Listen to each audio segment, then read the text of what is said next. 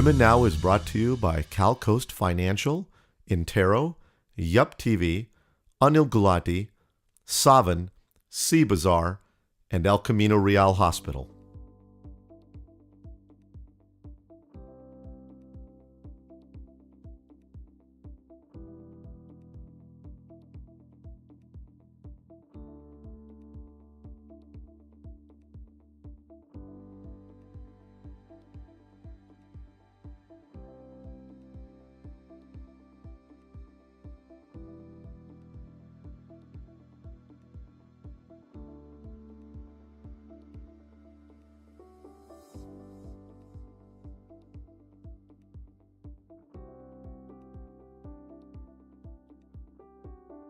Thank you so much to Roger Bakshi with CalCoast Financial, who's back with us to educate our viewers on different types of loan programs. Here in the Bay Area, the prices have risen quite dramatically in the past couple of years, and I'd like to talk to Roger about jumbo loans today and their limits and how popular they are and what you need to secure those loans. Welcome back, Roger. Thank you, Kajal. How you been? I've been great. How are you? I'm great. Keeping busy. Good. Glad to have you back. There's so much to talk about with Roger today. Roger, can you explain to us the most common type of loans that we have today and specifically why they're so common in the Bay Area? So, Kajal, as you know, the market has heated up quite a bit, especially in our neck of the woods in Silicon Valley, more so in the Mission area. There is no home below $1 million right now. Yeah. So, really? Sometimes even condos and townhouses. Yeah, even the condos are going over 600,000. So that's really unbelievable.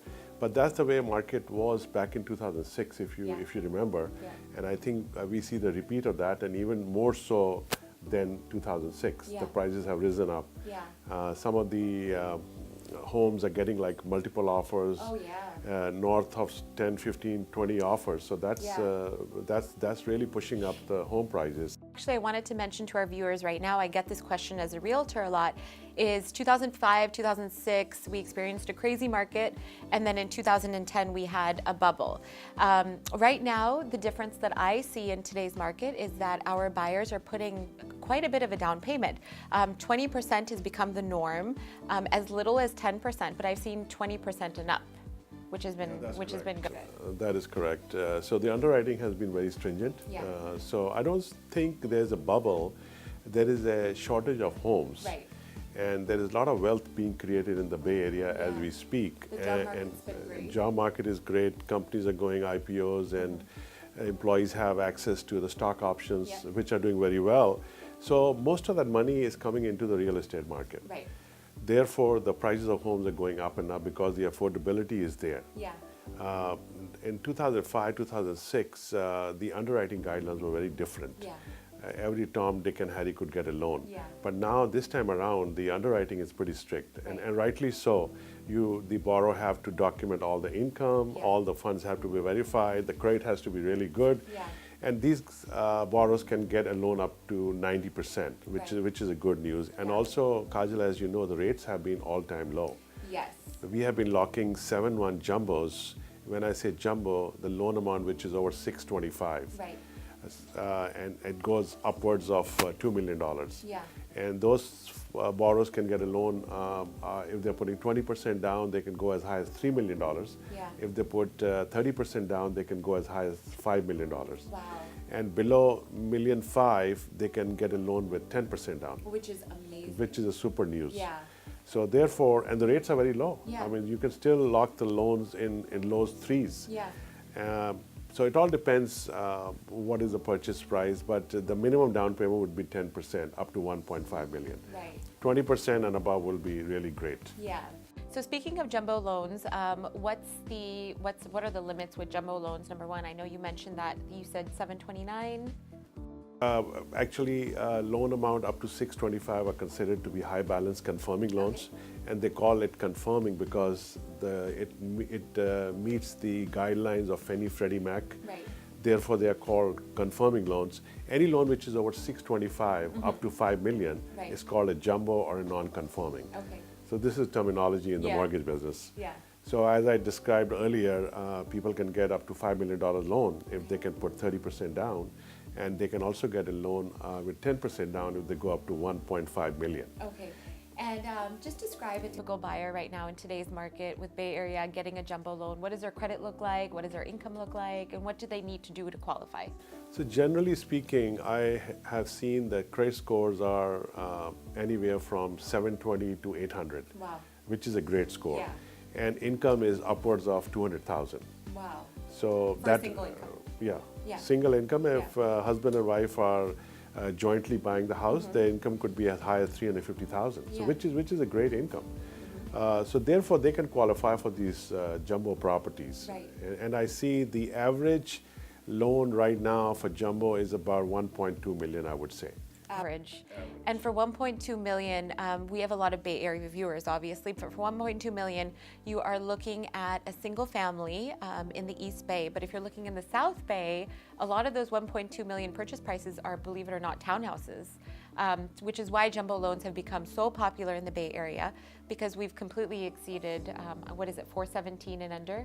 Well, 417 and under are called confirming loans, Right. and 417 to 625 are called confirming high balance loans. Right. And any loan which is over that 625 is called a jumbo loan. Right. So that is the definition of loans. Yeah. And all we've been talking about is jumbo loans in the Bay Area for the past 2 years. And it makes sense because there are no properties here which would qualify for confirming loans, Yeah. because most of the properties are selling over 625. Right, right. So that's why jumbo loans have become very popular Yeah. in this environment. Yeah.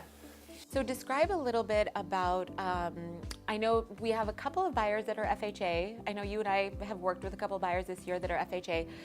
Not a very popular loan due to the competitiveness in the market, of course, but it is very possible to get an FHA loan still with as little as 3.5% down payment, all the way up to 5%. Well, the maximum loan limit on FHA in this county is 625,000. Okay. And as you know, I mean, there are barely any homes Barely, in that yeah. price range. Yeah.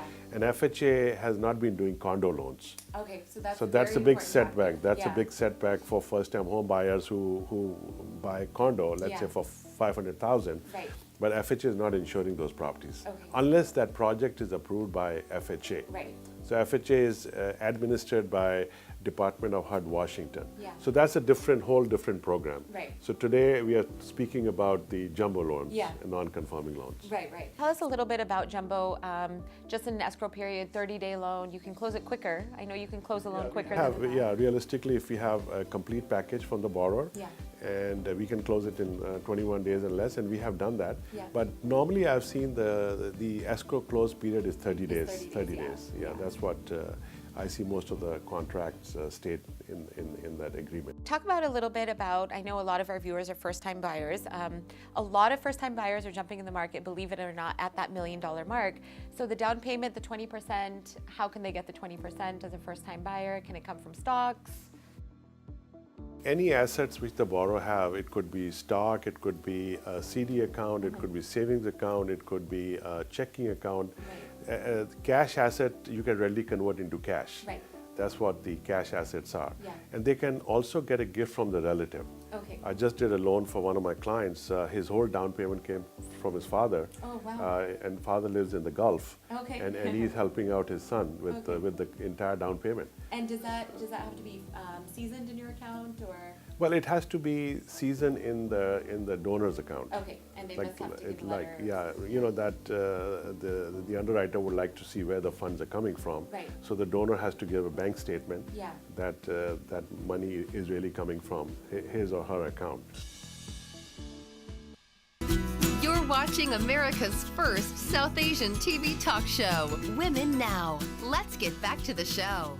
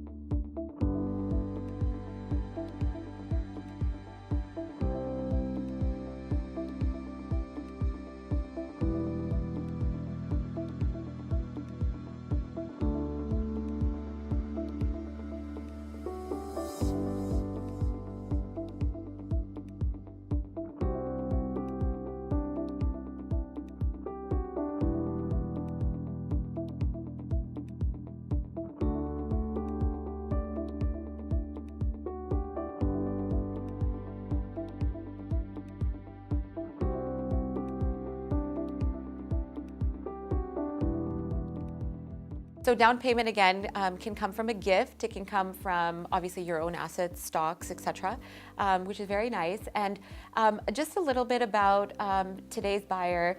When they're buying a first-time home at $1 million, it's kind of a sticker shock for some people because you think first-time home buyer they start around $600,000-700,000. At $1 million with today's interest rates, your monthly payments are looking at approximately, with 20% down, you're around that $4,000 mark. So for example, if somebody is buying a home for $1 million and they're putting 20% down, so the loan amount is going to be $800,000. Right. And we can get them like 3.5 APR purchase loan. Right. The payment roughly is going to be around $4,000, principal and interest. Right. And when they become a homeowner, the interest portion and the property taxes is a tax write-off for them. So that's another important tax benefit component they enjoy when they become a homeowner. But most of the people I see who are buying these jumbo properties, they're upgrading themselves. In most of the cases I've seen, they already had a condo, they made tons of equity in the property, especially if you sold it, 2010, and if they can afford it, they can rent that one out and buy this jumbo property. So I see about 50-50. 50% of these properties, as you know, Kajal, are being bought by these people who are upgrading themselves to a bigger home because the need has grown. And the other 50%, I would say, are typical guys who are working for Silicon Valley companies, have done very well financially. Now they are cashing out their stocks or the stock options and using that as the investment to this bigger home. Which is amazing. Which is amazing. And your monthly payments are decently affordable because the interest rates are so low. The interest rates are so low. I mean, if the interest rates go up to like 5.5 or 6%, a lot of people will not qualify because the payments will go up drastically higher. In this environment, the low interest rates are fueling the housing market. That's why you see the 25-30 offers on a property. I know it's a sticker shock for first-time home buyers, but that's where the market is. And that's where you're living. And so as long as the rates are so low, I mean, people are dancing to the music. Well, thank you so much, Roger. We look forward to speaking with you next time in regards to perhaps another loan program and the health of the market. And until next time, thank you so much. Thank you.